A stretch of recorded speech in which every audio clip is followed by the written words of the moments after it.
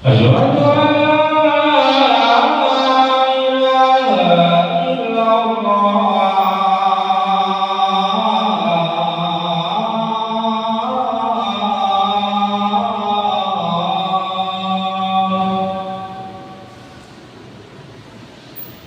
Asyhadu anna Muhammadar Rasulullah.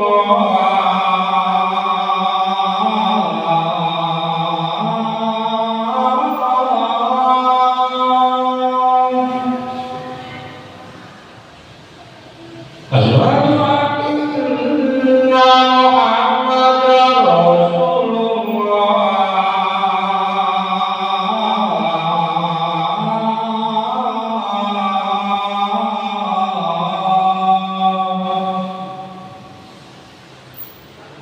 Hayya 'alas shalah.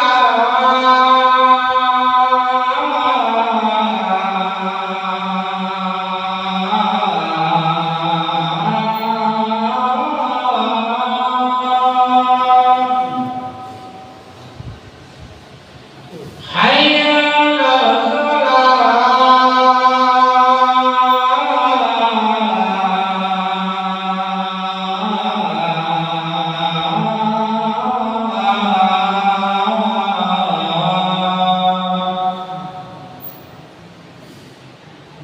Hayya 'alal falah.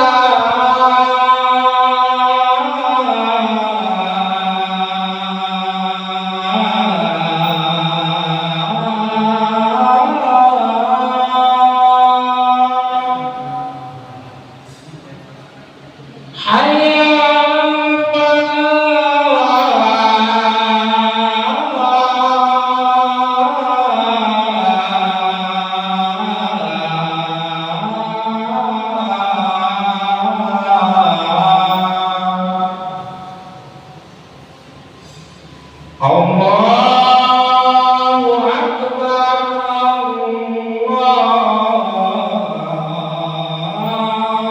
Akbar, Allahu Akbar. La ilaha illallah.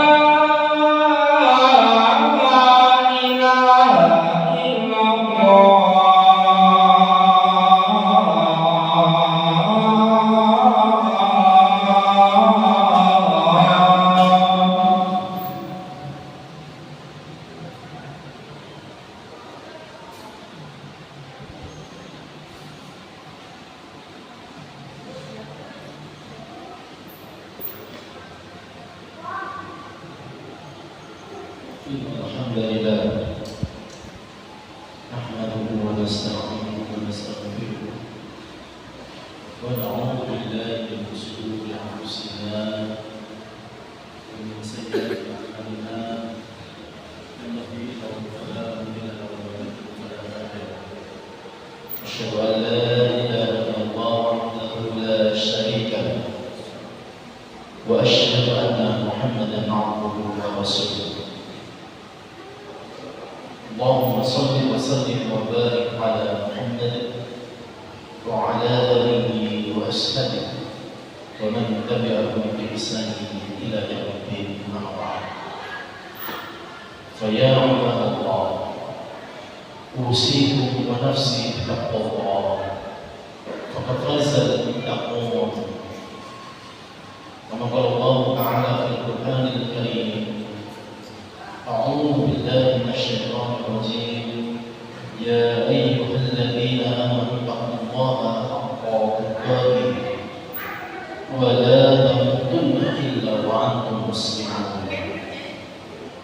Ma'asyiral muslimin, jamaah salat Jumat rahimahumullah. Alhamdulillah rabbil alamin. Segala puji hanya bagi Allah Azza wa Jalla atas kesempatan yang mulia ini. Pada siang hari ini, karena pertolongan Allah, kita dapat menghadiri sholat Jumat di rumah Allah dalam keadaan sehat walafiat, dalam keadaan tenang, dalam keadaan negeri yang damai. Oleh karena itu, marilah senantiasa usia yang masih Allah berikan, kita jadikan sebagai sarana kita untuk senantiasa bertakwa kepada Allah Subhanahu wa Ta'ala. Imtisali awamirihi wa jtinabi nawahihi. Dengan cara kita melaksanakan yang paling sederhana adalah sebagaimana dijelaskan oleh para ulama, takwa itu kita menjalankan perintah Allah sesuai dengan kemampuan, sekaligus kita berusaha sekuat tenaga menghindari, menjauhi segala larangan-larangan Allah. Dua hal yang tidak bisa dipisah.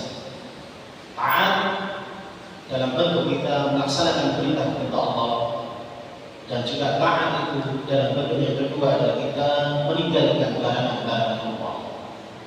Inilah definisi yang paling penjelasan yang paling sederhana apa itu takwa. Ma'asyiral muslimin, jamaah salat Jumat rahimahullah. Allah berfirman dalam surat An-Nisa ayat 9.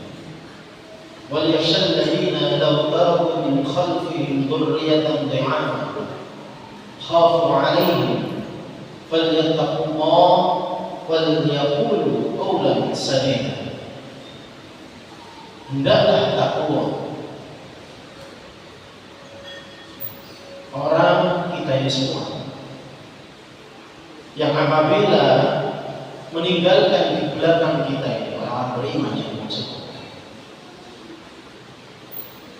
keturunan yang lemah,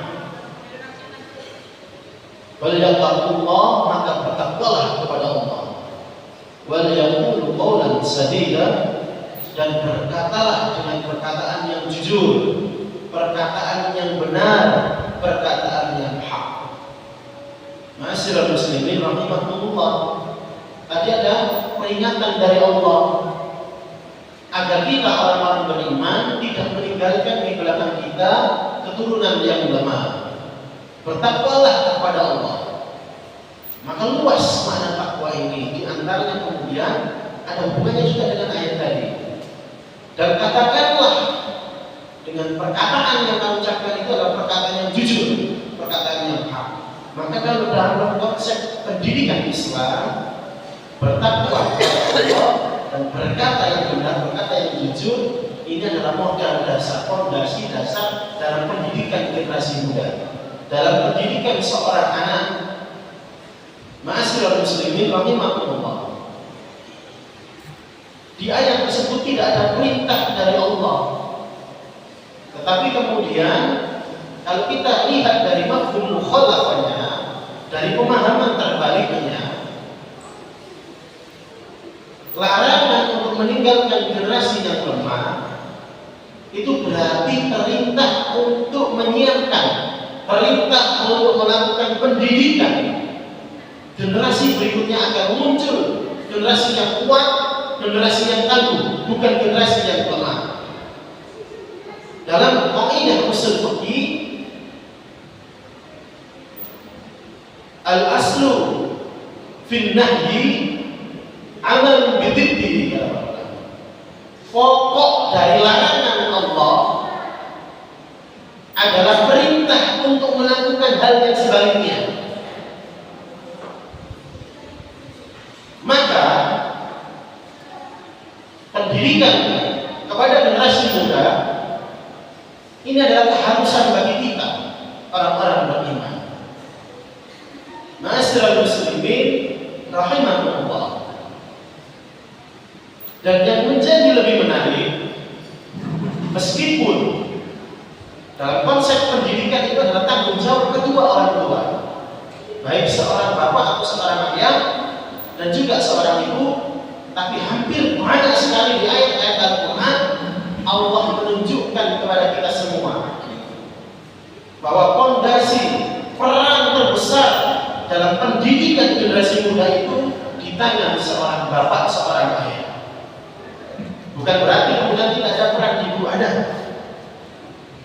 Ma'asyiral muslimin rahimahullah. Pada tahun 2025 kemarin, tahun lalu, pemerintah kita melalui Kementerian Pendidikan merilis jumlah jumlah anak di Indonesia, karena tahun 2026 belum muncul datanya, sekitar 88 juta anak, jumlah anak di Indonesia. Dalam bahasa undang-undang siapakah anak itu? Anak itu adalah usia 0 sampai usia 18 tahun. Karena usia 19 dalam bahasa undang-undang disebut dewasa. Maka boleh langsung pernikahan cakap secara hukum usia 19 tahun. Dan ma'asyiral muslimin rahimahullah, sekitar 25,8% dari jumlah adalah anak-anak yang mengalami dalam fase perkembangannya, dalam fase kehidupannya, anak-anak yang tidak merasakan kehadiran seorang ayah, anak-anak yang kehilangan peran ayah dalam pola asuh dalam kehidupannya. Artinya 4 anak Indonesia diantaranya adalah 1 mengalami kehilangan sosok ayah. Ayahnya tinggal 1 anak, hadir secara fisik tapi tidak hadir secara fungsi dan peran. Bagaimana dampak negatifnya? Tentu terlalu panjang kalau disampaikan dalam khutbah Jumat yang singkat ini. Pemerintah Kota Surabaya juga pernah merilis laporan itu melalui Dinas Perlindungan Perempuan dan Anak. Dampak buruk terhadap ketidakhadiran ayah, bapak dalam pola perkembangan seorang anak. Di antaranya kemudian, naudzubillah, riset membuktikan juga dampaknya termasuk perilaku seksual menyimpang. Ma'asyiral muslimin rahimahullah. Ayat tadi yang kami kutip, asbabul nuzul, meskipun perdebatan para ulama khilafiyah, para ulama ada yang mengatakan tidak ada asbabul nuzulnya. Ibnu Katsir menyampaikan dalam kitab tafsirnya, ini berkenaan dengan ekonomi, berkenaan dengan harta, pusaka, berkenaan dengan harta waris. Sa'ad bin Abi Waqqas ingin menginfakkan hartanya, kemudian dicegah, dilarang oleh Rasulullah, jangan 100% kamu infakkan hartamu. Di riwayat yang lain, bukan Sa'ad bin Abi Waqqas, tapi ya kau beriman saat itu yang punya harta banyak, jangan kamu infakkan semua hartamu di tanah ini, tinggalkan untuk keturunan agar mereka tidak dalam keadaan lemah. Namun ma'asyiral muslimin, dalam kaidah ilmu tafsir, al-ibrah bi umumillahi la bi khususis sabab. Imam Nawawi rahimahullah menyampaikan du'fu, lemah yang disebut dalam surat An-Nisa ayat 9 itu lemah dalam berbagai macam aspek. Lemah ilmu, lemah harta, lemah fisik jasmani, lemah hati. Du'ful aqidah yang paling utama disebutkan yang pertama kali oleh ulama, yang harus diperhatikan oleh seorang ayah. Du'ful aqidah, jangan sampai kemudian terjadi generasi penerus itu lemah dalam iman. Du'ful ibadah yang kedua, lemah dalam konteks ibadah, melalaikan kewajiban-kewajiban beribadah kepada Allah Subhanahu wa taala. Ma'asyiral muslimin rahimahullah, kenapa kok kami sebut dalam khutbah yang khusus adalah seorang ayah, calon ayah, karena sholat Jumat itu adalah yang hadir adalah calon ayah, dan di banyak ayat Allah mencontohkan teladan pendidikan yang utama itu adalah seorang ayah. Kalau kita kemudian karena kesibukan kerja, waktu yang semakin sempit meskipun waktunya sama 24 jam, mencari nafkah untuk keluarga, capek sampai di rumah, peran itu kita serahkan kepada istri, ibu, anak-anak kita. Tetapi mari kita ingatkan kita semuanya, sekali lagi meskipun dengan kesibukan kita, mari peran fungsi ayah ini jangan sampai lepas. Teladan-teladan di Al-Quran itu ayah semua. Dalam konteks pelajaran keimanan, ma'asyiral muslimin, wa in qala Luqman li banihi wa huwa ya'idu ya bunayya la tusyrik billah inna syirka la dhulmun 'adzim. Ayat 13, tadi di ayat 17 perintah Luqman kepada anaknya untuk mengerjakan sholat. Ya bunayya aqimissalah. Luqman itu bukan siapa-siapa dalam konteks manusia, bukan nabi, bukan rasul, tapi Allah abadikan nasihat-nasihatnya jadi pelajaran bagi kita. Ingatlah kata Allah, ketika Luqman itu, kalimat itu mesti banyak diulang-ulang dalam Al-Quran. Itu Allah ngajak bicara Rasulullah SAW. Kamu nggak hadir saat itu, gitu. Dalam kisah-kisahnya, engkau tidak hadir saat peristiwa itu. Ini bagian dari ijaz Al-Quran. Ingatlah ketika Luqman, ya kan, melakukan pendidikan. Wa qala Luqman ibnihi wa huwa ya'idu. Ya'idu itu maknanya adalah menyisihkan waktunya. Waktu saat Luqman menyisihkan waktunya di tengah kesibukannya. Ulama mengatakan apa sih profesinya Luqman itu? Mencari ibadah. Strata sosial dalam kacamata kita bukan orang elit, bukan kaum berpunya, orang yang sangat soleh. Nasihat-nasihat yang diabadikan bahkan dijelaskan oleh para ulama, sepakat ulama bukan orang Arab. Tapi Luqman itu dari Afrika, berkulit hitam. Ingatlah ketika Luqman menyisihkan waktunya dalam pendidikan terhadap anaknya. Pendidikan apa? Pendidikan tauhid, pendidikan akidah. Di tengah kesibukan kita, minimal kita perhatikan generasi berikutnya ini, generasi selanjutnya ini adalah bagaimana, sampai sejauh mana keadaan akidahnya, keadaan tauhidnya. Dan di surat Al-Baqarah ayat 133 ini penegasan. Meskipun kelak generasi penerus kita, anak-anak kita lebih sukses dari kita, pangkatnya, jabatannya, dunianya, tapi itu tidaklah menghalangi kita dalam melakukan tarbiyah sampai kita bertemu ajal. Allah abadikan dalam surat Al-Baqarah 133. Ketika Nabi Yakub sudah usianya senja, dikumpulkan semua anak-anaknya. Dalam sirah berarti ini terjadi di Mesir peristiwanya. Ketika semua anaknya Nabi Yakub, Bani Israel yang 12 itu berkumpul semua. Di antara 12 itu ada satu nabi yang sangat istimewa, yaitu Nabi Yusuf alaihi salam, nabi dan rasul. Masih dituturi, masih diingatkan oleh Nabi Yakub alaihi salam. Ma ta'budu min ba'di, tanya Nabi Yakub kepada anak-anaknya, apa yang akan engkau sembah, yang kalian sembah setelah peninggalanku? Maka Bani Israel dengan kompak menjawab, kami akan menyembah Tuhanku, Tuhan bapak-bapakmu, Ibrahim alaihissalam, Ismail alaihissalam, Ishak alaihissalam. Artinya apa maksudnya muslim? Sekali lagi teladan itu ada di ayat. Pendidikan itu apa namanya? Epicentrumnya, pusatnya itu adalah di seorang ayat. Apalagi ini dalam konteks pendidikan akidah. Maka dengan kesibukan kita, Tuhan itu semuanya ada 6 yang dijelaskan pada ulama. Satu yang paling mendasar dalam konteks akidah dan tauhid. Mari terus kita perhatikan bagaimana keadaan akidah anak-anak kita meskipun sudah dewasa. Dan yang kedua, tu'ful ibadah. Jangan sampai anak kita ini, generasi penerus kita ini, calon-calon ayah dan seorang ayah, seorang kakek yang hadir tadi lemah dalam konteks ibadah. Ma'asyiral muslimin rahimakumullah. Teladan kedua, seorang ayah lagi Allah abadikan dalam Al-Quran. Allah abadikan dalam surat Ibrahim ayat 39 dan 40. Bapaknya para nabi, Nabi Ibrahim alaihissalam. Alhamdulillahilladzi wahabali ala kibari minal Ismail wa Ishaq inna rabbi lasami'ud du'a. Episode kehidupan Nabi Ibrahim Allah abadikan di dalam Al-Quran.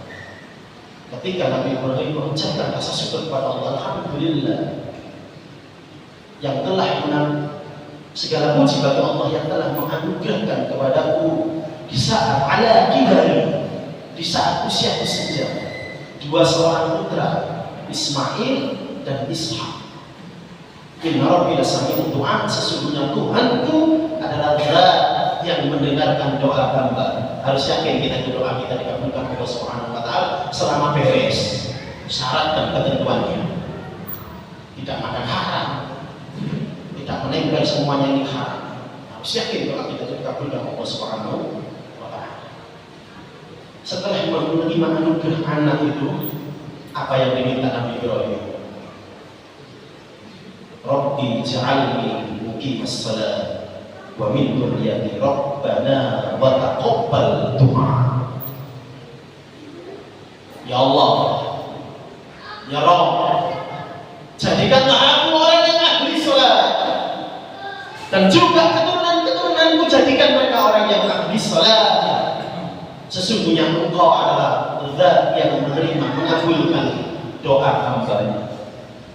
Yang diminta Nabi Ibrahim begitu dianugerahi keturunan, bukan jadikan anakku presiden, bukan jadikan anakku A, B, C, D, tapi jadikan anakku ahli salat. Di situ di Al-Quran itu 3 ini yang maksudnya muslim dalam konteks bahasa Arab. Harfun, isim, fi'il. Di situ Allah tidak menggunakan fi'il sebagai kata kerja salat, tapi di situ dalam kedudukan ilmu sharaf isim fa'il. Muqimis salat, muqimis salat. Ya Allah, jadikan aku orang yang ahli salat. Maknanya ada 4 dijelaskan dalam tafsir balaghahnya. Yang saya ringkas maknanya adalah, ya Allah yang diminta Nabi Ibrahim, jadikan aku orang yang betul-betul menjaga salatku dalam setiap tarikan nafas. Sampai kapanpun, sampai ajar tersebut bagaimanapun keadaanku, ya Allah, aku tetap mendirikan salat. Salat secara ritual maupun salat di luar ritual. Itu maknanya kenapa kemudian pakai isim fa'il. Secara balaghah indah sekali di sana maknanya. Tidak sekedar berhenti tanggung jawab kewajiban selesai dikerjakan pelencing, tidak, tapi bagaimana kemudian salat itu membentuk karakter, dijaga waktunya, dijaga kesempurnaan ritualnya, tapi juga dijaga salatnya di luar salat. Makanya isim fa'il. Dan itu diminta gak main-main oleh Nabi Ibrahim juga kepada keturunannya. Maka masyarakat muslimin hari ini janganlah kita berbangga, janganlah kita berpuas diri jika kita saja yang sholat, tapi mari kita didik keluarga kita untuk mengerjakan sholat, khususnya generasi berikutnya. Dan Allah sudah memberikan kita formula, mengingatkan kita, wa'mur ahlaka bisolat wastabir 'alaiha, la nas'aluka rizqan nahnu narzuquhu wal 'aqibatu lil muttaqin. Dalam surat Al-Hasr 132, sholat itu wonten hubungan kali rezeki. Perintahkan keluargamu untuk mengerjakan sholat, kata Allah. Wastabir 'alaiha, dan bersabarlah atasnya. Atas apa? Atas kita ini yang mengerjakan sholat, dan perintah untuk mendidik, mengajari, memerintahkan keluarga kita untuk sholat. Di situ boten wasbir kalimatnya. Wastabir ada huruf to yang Allah tambahkan di tengah kata dasar sabar. Sob, bin, roh, sabar. Ada to di sana. Apa maknanya? Tidak bisa diartikan sabar. Kalau urusan ibadah kata Allah, ayah-ayah yang disebut kalau ada huruf ab di sana itu orang laki-laki. Connect semua kalau kita sambung Al-Quran itu. Tidak ada persisian antara ayatnya. Yang disebut berarti ayah di sana itu. Perintahkan keluargamu. Qawwam 'ala nisa, di surat An-Nisa. Di surat Tahrim, ku anfusakum wa ahlikum naro.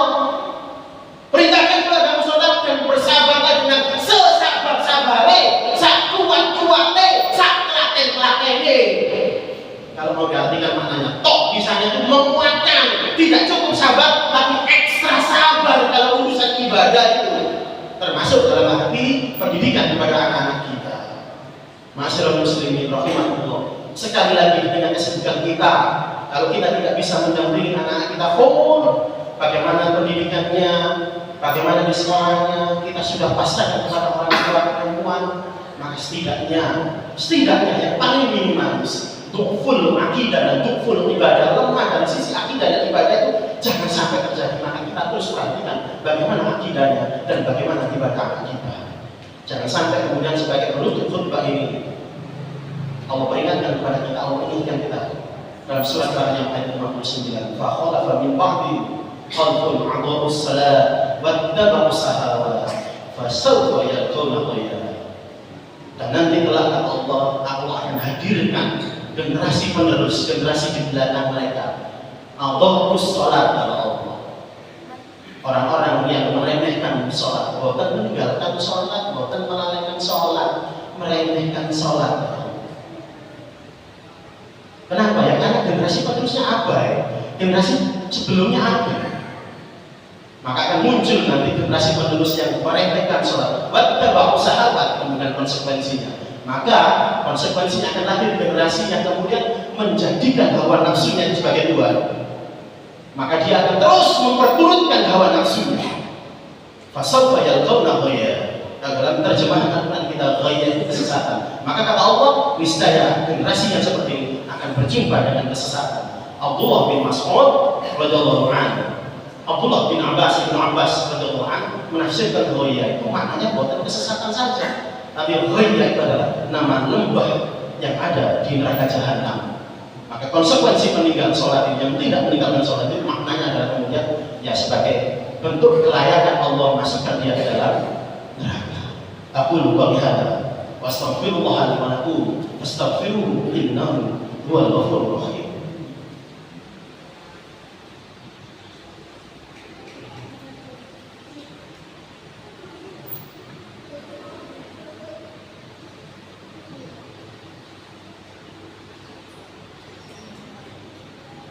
Alhamdulillahirabbil alamin wa aqibatu lil muttaqin asyhadu an la ilaha illallah al-malikul haqqul mubin wa asyhadu anna muhammadan abduhu wa rasuluhu shadiqul wa'dil amin.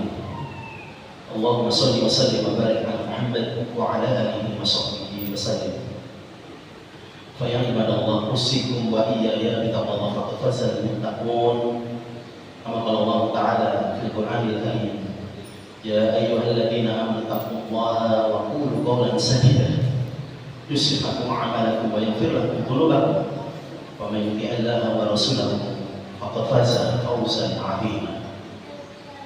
Di surat Al-Hadid sebagai penutup sempat saya sampaikan tadi, sholat itu sangat berhubungan dengan rezeki. La nas'aluka rizqan di ayat ini, bukan kami yang meminta rezeki kepadamu. Di bait pertama Allah bicara dengan keluarga seutuhnya mengerjakan sholat. Di bait berikutnya bukan kami yang meminta rezeki kepadamu, nahnu narzuquka, kamilah yang memberi rezeki kepadamu.